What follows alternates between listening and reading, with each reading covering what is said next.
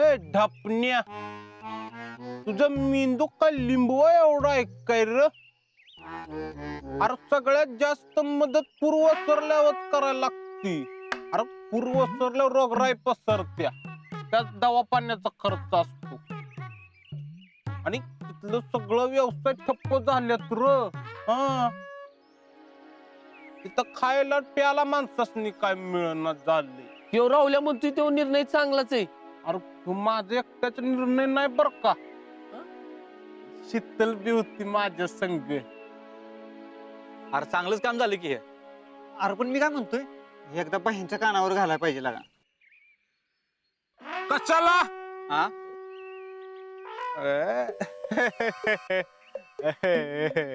म्हणजे कशाला?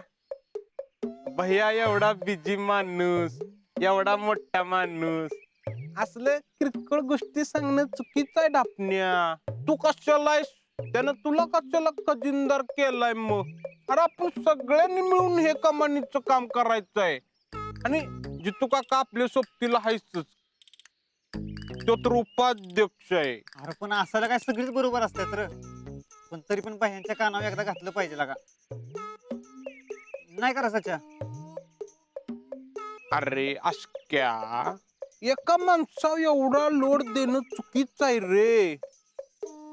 बरोबर आहे. बरोबर आहे. हे काम असं एवढा भार दिला ना, हे बघितलं ना आबानी तर आबा कावतेली. हा, आणि मला हाणत्याली. त्याला काय जातंय म्हणायला? अहो, बरोबर आहे. एका माणसावर इतका लोट टाकणं चुकीचंच आहे. बरोबर की नाही सच्या? अरे पण आपण कुठं आणि कसा खर्च करतोय हे बहिणींना सांगायला पाहिजे. अशोक इकडे. कसा रे तू असा अशोक? हे बघ, तू जर भैयाला न सांगता सगळी काम केलीस आणि डायरेक्ट हिशोब दिलास तर भैया तुझ्या खुश होतील. हो का? दिलेली जबाबदारी तू नीट पार पाडलीस म्हणून तुला शाबासकी बी देत्याल. हो का? होईल का? काय सांगतेस? मग हा, मग आता तसंच करतो. हा, कमानीचं काम पुरं झालं का नाही की मगच बहिणीला सांगतो. हा गाशी, कसला हुशार आहे नाशक्या. बिकम शोभताय बर काय.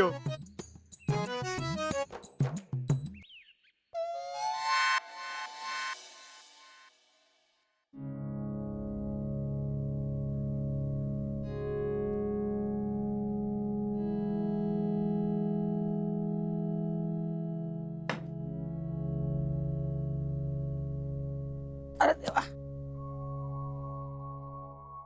समाधान्या, काय रे बाळा, आज दुपारीच कसं काय घरी आलायस? आलो असंच. असंच म्हणजे? काय नाही ग, जरा बरं वाटत नव्हतं म्हणून आलो. अरे देवा, तुला काय कणकणी आली का काय? ताप बीप आलाय का काय? बघू. अगं काय नाही ग जीजी, जरा डोकं धरलंय, बाकी काय नाही. शीतल, ए शीतल, अगं जरा पाणी आण का समाधानाला. हा आणते. समाधान्या, तुला मी जरा बाम लावून देते, वाईट झोप, म्हणजे जरा बरं वाटेल तुला. बघ.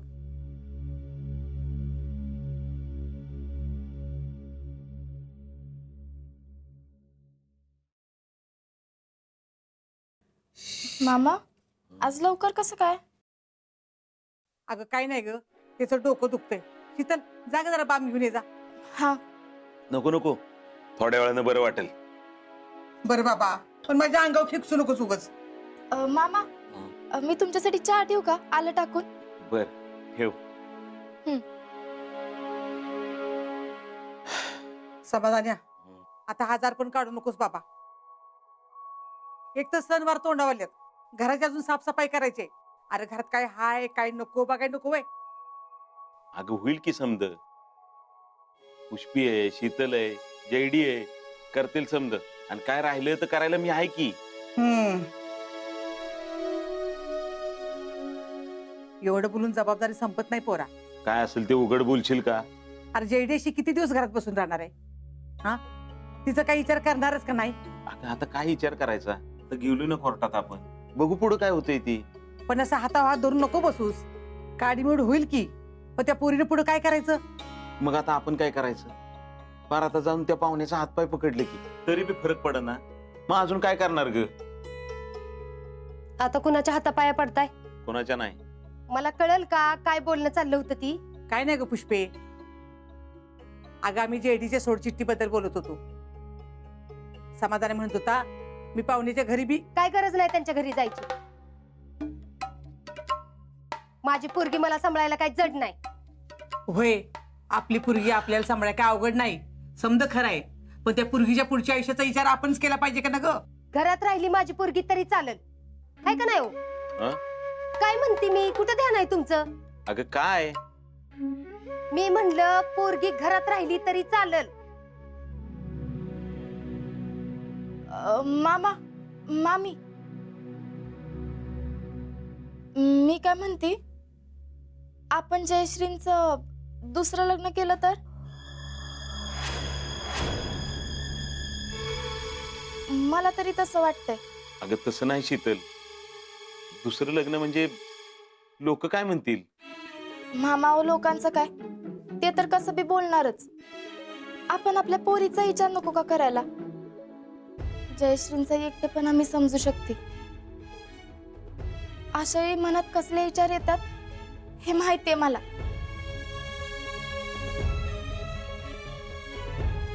आणि आता तर सगळं एवढं पुढे गेलंय, मग अशा जुनाट परंपरांमुळं आपण आपल्या पोरीचं भविष्य अंधारात कसं ठेवायचं? अगं पण लग्नाला स्थळ नको का यायला? मिळतील की, आपण सुरुवात तरी करू. होय, मिळतील की, पण कसली?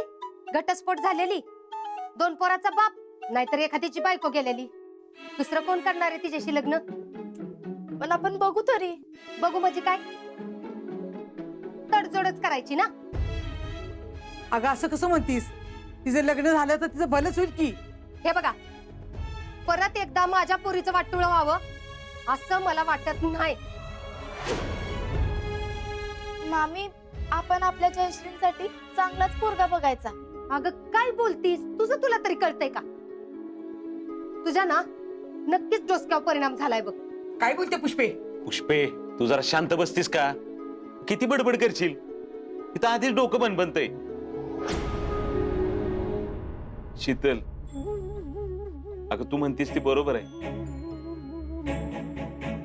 पण आपल्याला लगेच तसं नाही करता येणार. जेडीला आधी कायद्याने वेगळं तर होऊ दे, मग ठरवू की आपण काय करायचं.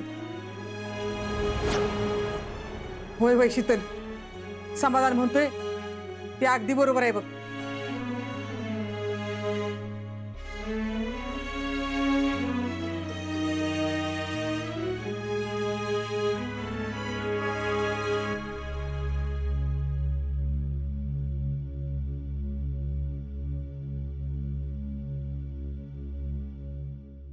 या शितलीचं काहीतरी करायलाच पाहिजे. मला घरातनं बाहेर काढायला बसली, पण मी काही या घरातनं बाहेर जाणार नाही. मग तो काय बी कर.